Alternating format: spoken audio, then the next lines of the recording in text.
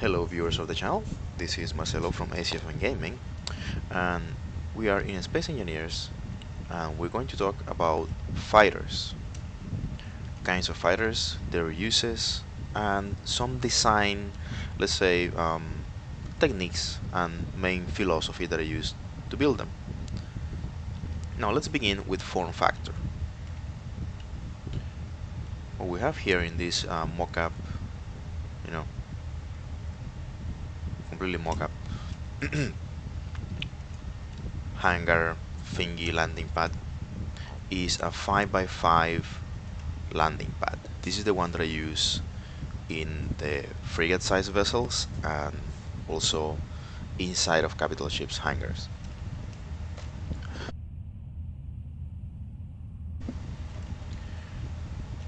This is what I call a full-size fighter, and also some of my friends also use that same standard. Now, to differentiate it from a snob fighter, which you see here. Now, a snob fighter is something like the vanilla blue fighter, something that is basically the functional blocks and some details, some not even armoring, let's say some blocks that held the outer pieces together.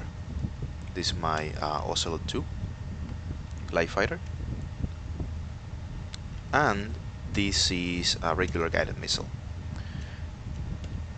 These snob fighters would be some between a 3x3 large grid, one block in height, maybe 1.5 block in height, and the missiles, because they have to fit in their launching tubes, they have to be 1x1, width, and that wouldn't be length, that would be height. Okay, width and height, depending on how you understand those.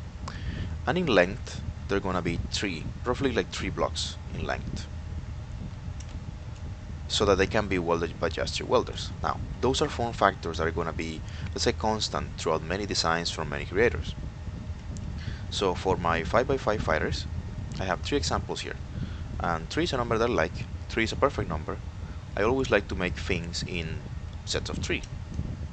So we begin with perhaps the older design, the more venerable at this point, the Bullcat. Now the Bullcat is an attack fighter, something that I intended not primarily as a dogfighter, but ended up being a really good one. And some other YouTubers have made videos about it, which I am really humbled by, and I'm gonna put a link in the description from the one Greg Perko made, which he explains better why this design ends up being a good dogfighting. Now, about that, there's always a lot of doubt and discussion about it. I know some people don't like the cockpit towards the back thing. I prefer it for 2 reasons, and as you can see, it's a common trait in all of my fighters. I like it primarily because it doesn't get destroyed. Out of experience, every time against the NPC ships or the automated turrets, cockpit destroyed, fighter nearly intact. And I have an anecdote. I once flew an Ocelot Mark I from the hole that the cockpit left using the remote control.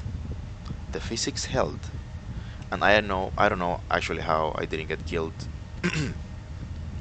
after the cockpit was destroyed, but that was enough of that. So in any case, so it has the cockpit towards the back because it gets protected, and also it has all of the weapons concentrated in a single point. This is because dispersion may seem like a good thing, but Gatlings, they tend to work better when they're in groups. They just, you fire a short burst and they destroy the target. So the Bullcat is designed as an attack fighter, intended to destroy ground positions or ground vehicles, which of course don't move that fast, and that's why it uses rockets. Rockets are really hard to use against another fighter. They are really slow, they have a short range, so basically it's when you have the thing right up in front of your nose, and it goes both ways. So primarily it uses Gatlings.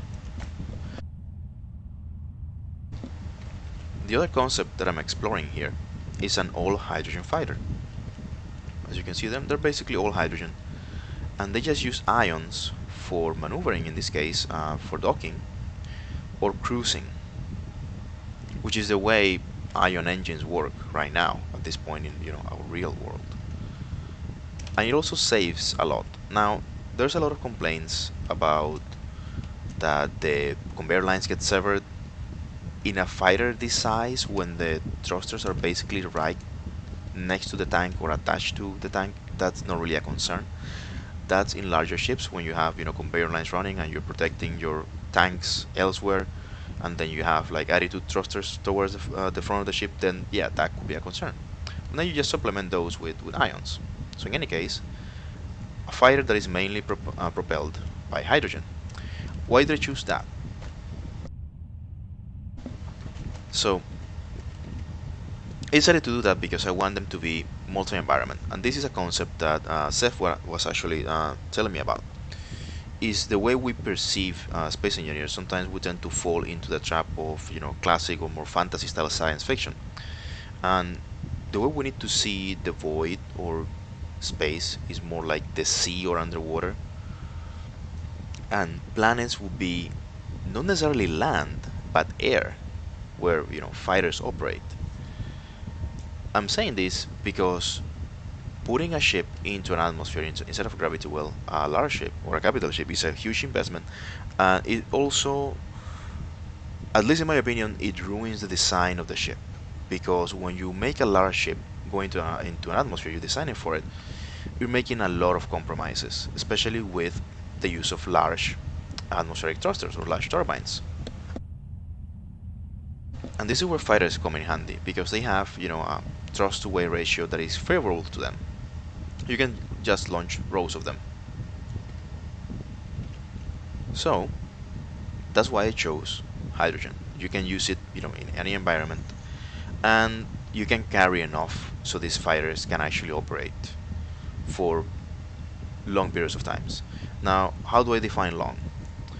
Not precisely in, let's say, a set of minutes, but the length of battles.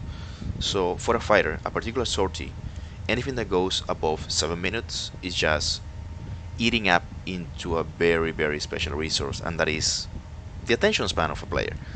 You get bored if you just, this isn't DCS or Flight Simulator or something like that, in which you're just gonna sit for hours looking at a sky. So you want to do something with the fighters. Well, at least that's the kind of game we're playing. So a sortie is not going to be particularly long. You're not going to circumnavigate the entire planet.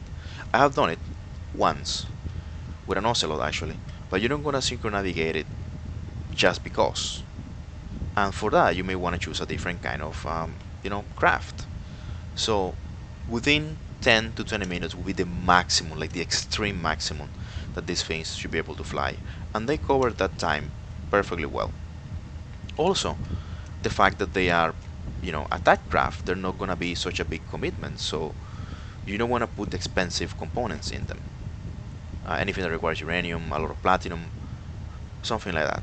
So there is an inherent, let's say, characteristic in which you need to refuel them, pretty much like fighters operate today. You can have refueling posts, forward area refueling post, FARP. You can have perhaps even refueling craft. That would be interesting to see how we can achieve that. Or just like a hovering barge platform to refuel them. So refueling is perhaps like in the conception or idea of having a fighter. And also you can find abundant deposits of ice. So that's not a concern. And perhaps the third reason is that hydrogen allows for really, really good maneuvering thrust. So that's the other, let's say, main characteristic of my fighters, that they're going to be mainly hydrogen powered. Okay, so we have cockpit towards the back, the hydrogen fuel, and the other one that I want to talk about is the use of atmospheric thrusters. Now you can have a dedicated atmospheric fighter that uses the large turbines, and that would be great. But then again, like what I'm talking about here is to make transatmospheric craft, that you don't have a large fleet of several ships that you have to maintain. And I know people, some creators like to release a lot of models of fighters, and they release them constantly. I don't like that. I prefer to update mine. Like I said, I have like a set of 3, and then I update those. it's just easier on my sanity.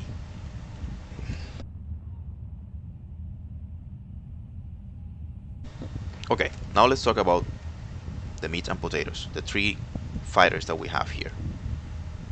So like I was mentioning, this is the Bullcat, which is an attack fighter and is meant from space to ground or air to ground, and it fights really well because of its big nose. And one characteristic is that if you have all the weapons in the nose and they get destroyed, then you can just still fly the rest of the craft and repair it. And I have done that several times. The next one up, this is the Tigercat, and this is a pure fighter or an interceptor. And as you can see here, it doesn't have any rockets because it doesn't need them. It has 8 fixed Gatlings towards the nose and 2 side turrets against towards the front. So the idea with this craft is that you accelerate top speed as quick as possible, do course corrections also as quick as possible to be able to intercept, hence interceptor, using these gigantic nacelles. Now these nacelles are designed, the front part of them by Firecat, and I added this large tank to them. He uses these type in his Boar's Fire, I think, fighter, if I'm not mistaken. So you can intercept any kind of vessel, especially let's say the NPC ships or any other fighters that you don't want to get close to your fleet. You can also intercept player-made weapons, which is really, really interesting and really, really fun to do. So all weapons towards the front, and the idea with the Gatlings, the turrets, is that they kind of like the tracers guide the fixed ones, and you can also use this analog gun sight that Seth made for me. You can see here.